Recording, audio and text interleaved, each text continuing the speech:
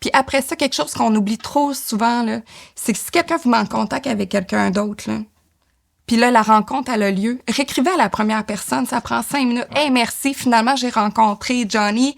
Il va me faire une intro à telle personne. Merci infiniment. » Donne un feedback. Donnez un feedback ou ne serait-ce que faire un petit suivi de dire que, tu sais, vous avez pris la POC puis vous en avez fait quelque chose, tu sais.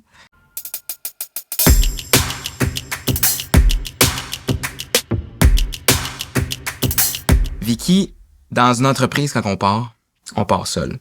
On a besoin d'aide, on a besoin d'encadrement, mais on a surtout besoin de bâtir son réseau. Donc, pour toute personne qui se part en affaires, qui a un projet d'affaires, comment on bâtit son réseau quand on n'a rien, quand on part seul, on n'a pas de followers, on n'a pas beaucoup de connaissances, comment on bâtit son réseau?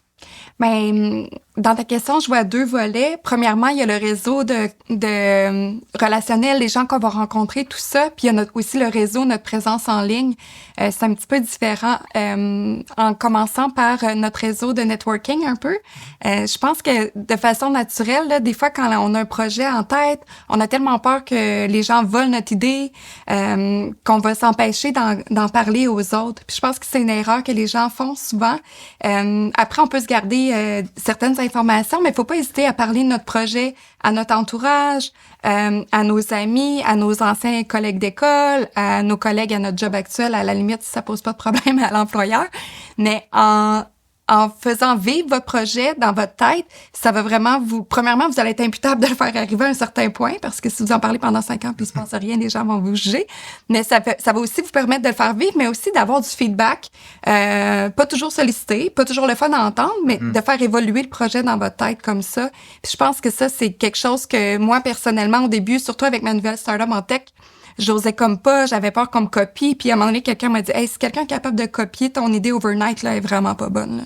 Au niveau du networking, je pense que des fois, on se casse la tête qu'il faut aller dans un 5 à 7 de la chambre de commerce avec un name tag, puis c'est peut-être pas dans notre personnalité. Mais tu sais, je dirais de commencer par justement activer des gens qui vous inspirent, aller voir du monde. Souvent sur LinkedIn, moi, j'ai fait ça pendant plusieurs années, là, j'écrivais à des PDG. Puis honnêtement, à Montréal, il y a une personne qui m'a pas répondu. Puis j'en ai pris des cafés de 30 minutes avec du monde. Moi, je voulais savoir qu'est-ce qu'il avait fait comme erreur, qu'est-ce qu'il ferait autrement aujourd'hui. Puis ça a été pour moi un genre de masterclass. Puis en même temps, ces gens-là, s'ils vous trouvent intéressants puis motivés, ils vont devenir des sponsors, ils vont penser à vous dans certaines opportunités. Fait que ça aide à développer le réseau. Là, c'est un masterclass, je vais donner mon petit truc. Mais moi, j'écris aux gens, serez-vous disponible pour un café de 20 minutes d'ici les 6 prochains mois? Premièrement, ils trouvent ça drôle. Puis deuxièmement, ils ont comme plus le choix de... Ils ont comme pas le choix de me trouver un petit trou. Puis tu sais, d'arriver, par exemple, à ces rencontres-là avec un objectif clair. Tu sais, j'aimerais avoir votre avis sur telle chose. J'ai vu que vous avez fait telle chose dans votre carrière. Est-ce que vous pourriez m'aiguiller sur telle affaire? Tu sais, c'est pas juste une date professionnelle juste pour jaser. C'est super important ce que tu dis.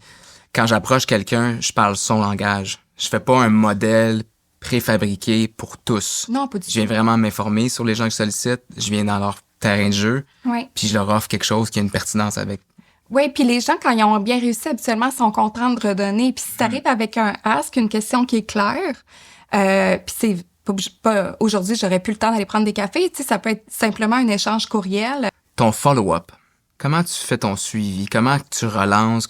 T'as-tu une façon de faire? T'as-tu une mécanique? Ouais. Ben, tu sais, moi, je suis old school, là. Il y a quelque chose que j'ai fait dans ma carrière qui fait que j'ai des numéros de cellulaire de politiciens, là. Puis, je m'en vais pas en politique, personne. Mais, tu sais, je me dis, ils sont là, ils voient beaucoup de choses puis ils entendent beaucoup de choses.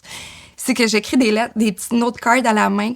C'est plus dans la communauté anglophone, les gens font ça. Puis j'ai reçu ça une fois, au début de ma carrière, j'avais donné du temps sur une fondation pour faire leur rapport annuel. C'était ennuyant comme la mort, mais tu sais, j'ai beaucoup appris comment ça fonctionnait, tout ça. Puis la femme m'avait envoyé une carte à la main par la poste. Puis j'étais comme tellement excitée que maintenant, quand j'ai des rencontres intéressantes, je vais envoyer une petite carte. Puis tu sais, et quand vous avez dit ça, ça m'a vraiment marqué.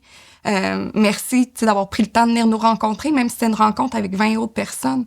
Puis ça m'a développé des relations directes avec du monde que j'aurais jamais pensé. J'ai plus le 80 heures que j'avais à 20 ans, mais j'ai le network que j'ai à 43. Ça a une valeur incroyable parce que j'ai des gens on speed dial qui peuvent me donner leur avis, qui peuvent m'aider, qui peuvent m'aiguiller.